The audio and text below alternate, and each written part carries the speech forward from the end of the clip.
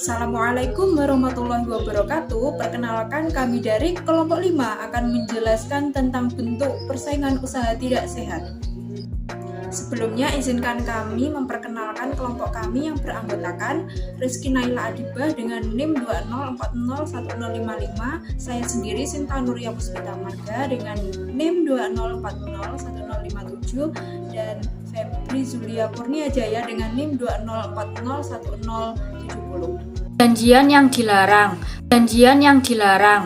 Pertama, oligopoli. Menurut pasal 4 ayat 1 oligopoli yaitu pelaku usaha dilarang membuat perjanjian dengan pelaku usaha lain untuk secara bersama-sama melakukan penguasaan produksi dan pemasaran barang dan jasa yang dapat mengakibatkan terjadinya praktek monopoli dan persaingan usaha yang tidak sehat. Yang kedua, perjanjian penetapan harga. Perjanjian penetapan harga adalah salah satu strategi yang ditempuh oleh pelaku usaha untuk menghasilkan keuntungan yang setinggi-tingginya. Kekuatan untuk menentukan harga pada dasarnya adalah perwujudan dari kekuatan untuk mendominasi pasar dan menentukan harga yang tidak berarti maka akan menimbulkan persaingan usaha yang tidak sehat. Yang ketiga, pembagian wilayah.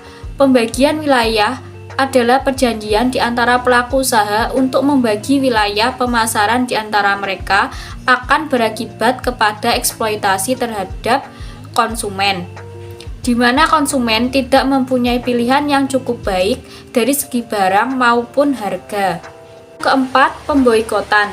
Perjanjian pemboikotan adalah bentuk kerjasama yang dilakukan oleh pelaku usaha yang bertujuan untuk mengecualikan pelaku usaha lain dari pasar yang sama atau untuk mencegah pelaku usaha yang mungkin menjadi pesaing memasuki pasar yang sama dan kemudian mempertahankannya hanya untuk mendapatkan keuntungan perusahaan yang berpartisipasi dalam perjanjian pemboikotan. Yang kelima, ada kartel. Kartel secara sederhana dapat didefinisikan sebagai perjanjian yang dilakukan oleh pelaku usaha yang bertujuan untuk mengawasi produksi, penjualan, dan harga, dan untuk melakukan monopoli terhadap komoditas atau industri tertentu. Yang keenam, ada trust. UU nomor 5 tahun 1999 menyatakan bahwa trust merupakan salah satu perjanjian yang dilarang.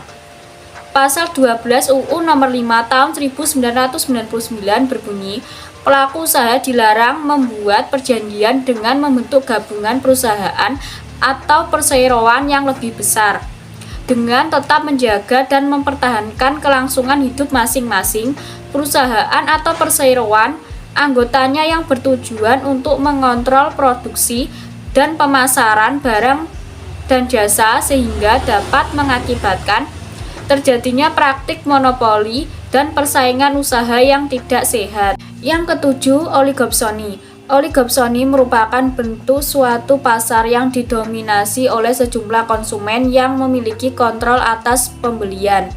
Yang kedelapan, integrasi vertikal. Integrasi vertikal merupakan suatu kegiatan yang dilakukan ketika satu perusahaan melakukan kerjasama dengan perusahaan lain yang berada pada level yang berbeda dalam suatu proses produksi sehingga membuat seolah-olah mereka merupakan satu perusahaan yang melakukan dua aktivitas yang berbeda tingkatannya pada satu proses produksi. Yang kesembilan, perjanjian dengan pihak luar negeri. Pasal 16 UU nomor 5 tahun 1999 menyatakan pelaku usaha dilarang membuat perjanjian dengan pihak lain di luar negeri yang memuat ketentuan yang dapat mengakibatkan terjadinya praktik monopoli dan persaingan usaha yang tidak sehat. Dengan demikian, dapat disimpulkan bahwa pasal ini mengatur suatu keadaan khusus apabila pelaku usaha di dalam negeri melakukan perjanjian dengan pihak pelaku usaha di luar negeri. 10. Perjanjian tertutup dibagi menjadi 3. Yang pertama, exclusive distribution agreement. Pelaku usaha dilarang membuat perjanjian dengan pelaku usaha lain yang memuat persyaratan bahwa pihak yang menerima barang dan jasa hanya akan memasok atau tidak memasok kepada barang dan jasa tersebut kepada pihak tertentu dan pada tempat tertentu. Yang kedua, tipping agreement. Pelaku usaha dilarang membuat perjanjian dengan pihak lain yang memuat persyaratan bahwa pihak yang menerima barang dan jasa tertentu harus bersedia membeli barang dan jasa lain dari pelaku usaha pemasok. Yang ketiga, vertical agreement on discount. Pelaku usaha dilarang membuat perjanjian mengenai harga atau potongan harga tertentu atas barang dan jasa yang memuat persyaratan bahwa pelaku usaha yang menerima barang dan jasa dari pelaku usaha pemasok harus bersedia membeli barang dan jasa lain dari pelaku usaha pemasok atau tidak akan membeli barang dan jasa yang sama atau sejenis dari pelaku usaha yang lain yang menjadi pesaing dari pelaku usaha pemasok. Penjelasan selanjutnya yaitu kegiatan yang dilarang. Macam-macam kegiatan yang dilarang antara lain 1. Monopoli. Monopoli diatur dalam pasal 17 Undang-Undang Anti Monopoli yang berbunyi bahwa pelaku usaha dilarang melakukan penguasaan atas produksi dan atau pemasaran barang dan atau jasa yang dapat mengakibatkan terjadinya praktek monopoli atau persaingan usaha tidak sehat. Definisi dari monopoli sendiri diatur dalam pasal 1 ayat 1 Undang-Undang Anti Monopoli yang berbunyi bahwa monopoli adalah penguasaan atas produksi atau pemasaran barang dan atau atas penggunaan jasa tertentu oleh pelaku usaha atau kelompok pelaku usaha. Dari pengertian tersebut, terdapat unsur-unsur yang dapat dikategorikan sebagai monopoli, yaitu adanya penguasaan atas produksi dan atau pemasaran barang dan atau penggunaan jasa tertentu, serta dilakukan oleh satu pelaku usaha atau satu kelompok pelaku usaha. Kemudian mengenai larangan kegiatan monopoli itu sendiri diatur dalam pasal 17 Undang-Undang Anti Monopoli yang menyatakan bahwa A. Pelaku usaha dilarang melakukan penguasaan atas produksi dan atau jasa yang dapat mengakibatkan terjadinya praktek monopoli dan atau persaingan usaha tidak sehat. B. Pelaku usaha patut diduga atau dianggap melakukan penguasaan atas produksi dan atau pemasaran barang dan atau jasa sebagaimana dimaksudkan dalam ayat 1 apabila 1. Barang dan atau jasa yang bersangkutan belum ada substitusinya. 2. Mengakibatkan pelaku usaha lain tidak dapat masuk ke dalam persaingan usaha barang dan atau jasa yang sama. 3. Satu pelaku usaha atau satu kelompok pelaku usaha menguasai lebih dari 50% pangsa pasar satu jenis barang atau jasa tertentu. Yang kedua, monopsoni.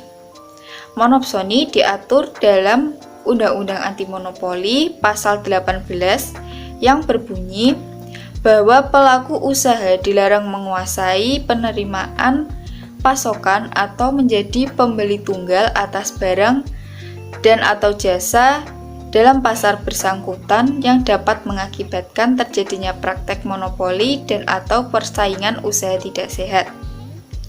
Istilah monopsoni sendiri dimaksudkan sebagai seseorang atau satu kelompok usaha yang menguasai pangsa pasar yang besar untuk membeli satu produk. Atau monopsoni itu identik dengan pembeli tunggal atas produk barang ataupun jasa tertentu. Yang ketiga yaitu penguasaan pasar.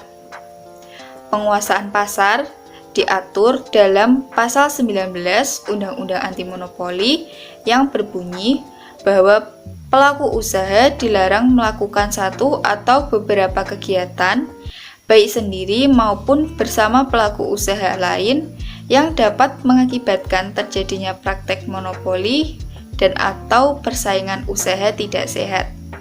Bentuk-bentuk persaingan usaha tidak sehat yang terdapat dalam Pasal 19 Undang-Undang Anti Monopoli berupa A.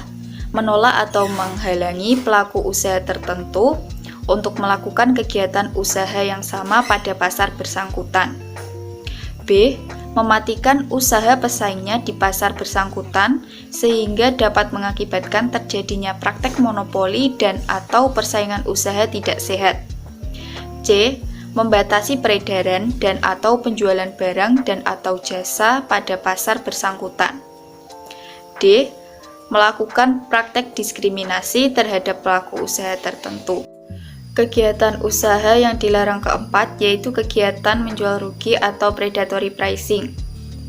Kegiatan menjual rugi atau predatory pricing diatur dalam Pasal 20 Undang-Undang Anti Monopoli yang berbunyi bahwa pelaku usaha dilarang melakukan pemasokan barang dan atau jasa dengan cara melakukan jual rugi atau menetapkan harga yang sangat rendah dengan maksud untuk menyingkirkan atau mematikan usaha pesaingnya di pasar bersangkutan sehingga dapat menyebabkan terjadinya praktek monopoli atau persaingan usaha tidak sehat. Kegiatan jual rugi atau predatory pricing ini merupakan suatu bentuk penjualan atau pemasokan barang dan atau jasa dengan cara rugi yang bertujuan untuk mematikan pesaingnya. Terdapat contoh yang dapat dikatakan sebagai menjual rugi, yaitu pertama-tama menjual dengan harga di bawah produksi untuk mengusir pesaing dari pasar. Kemudian, menaikkan harga menjadi harga monopoli untuk mendapatkan keuntungan kembali atau menutup kerugiannya. Yang kelima yaitu kecurangan dalam menetapkan biaya produksi. Kecurangan dalam menetapkan biaya produksi diatur dalam Pasal 21 Undang-Undang Anti Monopoli yang berbunyi bahwa pelaku usaha dilarang melakukan kecurangan dalam menetapkan biaya produksi dan biaya lainnya yang menjadi bagian dari komponen harga barang dan atau jasa yang dapat mengakibatkan terjadinya persaingan usaha tidak sehat.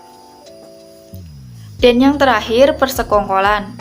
Persekongkolan atau konspirasi usaha adalah bentuk kerjasama yang dilakukan oleh pelaku usaha lain dengan maksud untuk menguasai pasar bersangkutan bagi kepentingan usaha yang bersekongkol. Macam-macam bentuk dari persekongkolan atau konspirasi usaha antara lain A. Persekongkolan tender yang diatur dalam Pasal 22 Undang-Undang Anti Monopoli, yaitu pelaku usaha dilarang bersekongkol dengan pihak lain untuk mengatur dan atau menentukan pemenang tender sehingga dapat mengakibatkan terjadinya persaingan usaha tidak sehat. B.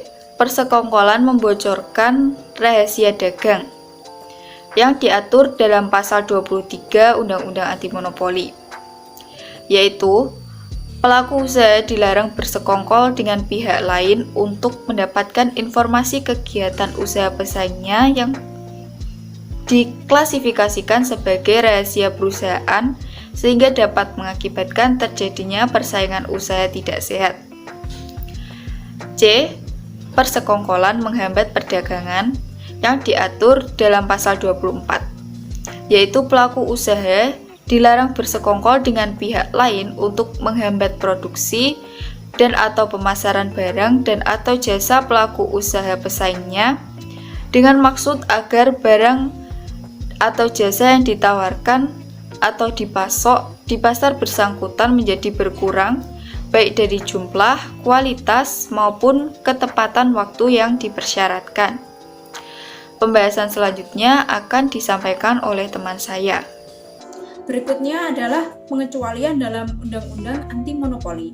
Nah, badan usaha yang dikecualikan dalam Undang-Undang Anti Monopoli ialah yang pertama adalah badan usaha kecil atau usaha mikro, dan yang kedua adalah badan usaha milik negara atau BUMN. Nah, pengecualian terhadap pelaku usaha kecil ini diatur dalam Undang-Undang Nomor 5 Tahun 1999 Pasal 50 huruf H yang mengecualikan pelaku usaha kecil dari penegakan undang-undang sebagai bentuk perlindungan hukum.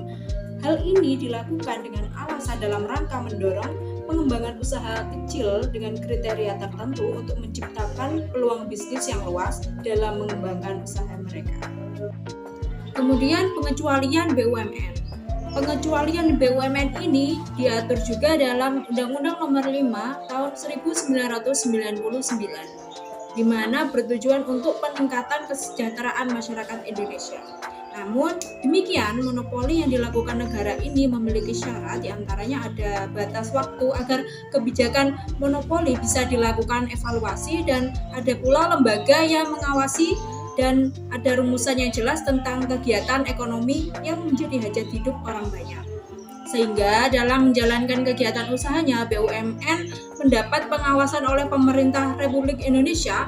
Apabila BUMN terbukti melakukan penyelewengan dan penyalahgunaan hak monopolinya, maka Komisi Pengawas Persaingan Usaha akan melakukan tindakan sebagaimana mestinya. Baik, sekian presentasi dari kelompok kami. Apabila ada salah kata, kami memohon maaf yang sebesar-besarnya. Assalamualaikum warahmatullahi wabarakatuh.